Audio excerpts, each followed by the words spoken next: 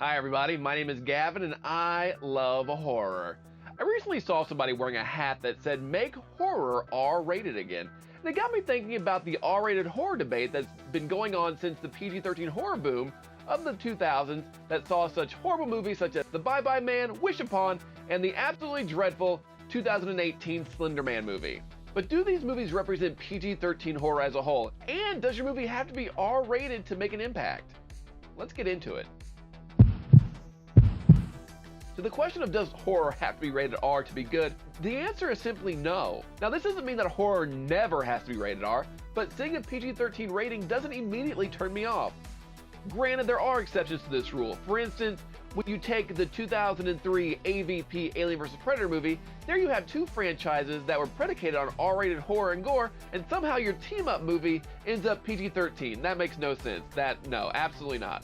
With that said, some of my favorite horror movies of the past decade have been PG-13, in the Insidious series and A Quiet Place. Some PG-13 horror movies have helped define the genre, such as The Ring and The Sixth Sense.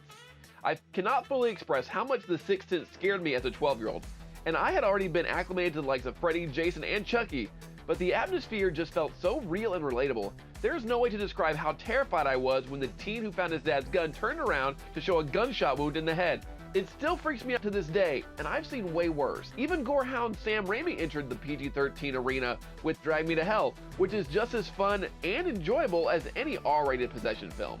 One of the main claims against PG-13 horror is that you have a lot of cutaway deaths, bloodless kills, and an over-reliance on jump scares, which does have some validity. If you go back to my previous example of Alien vs. Predator, in that movie, you had a lot of bloodless kills, it felt very sanitized, but it can be argued that that movie would have sucked no matter what rating it got. As for jump scares, every horror movie released in the past decade have relied more and more on this trope. The only recent examples I can think of that didn't go the jump scare route are the Ari Aster films Hereditary and Midsommar. And I didn't even like Midsommar, not at all. The Conjuring universe is a universe built on jump scares, and the original Conjuring is an interesting study. It only received its R rating due to its scariness, not because of sexual content or violence, it was simply too scary. Personally, I don't see that big of a difference in the scare factors of The Conjuring and Insidious, but I'm not on the ratings board. PG-13 horror is often accused of being lazy cash grabs trying to sucker in a teen audience that might not be able to get into an R-rated film.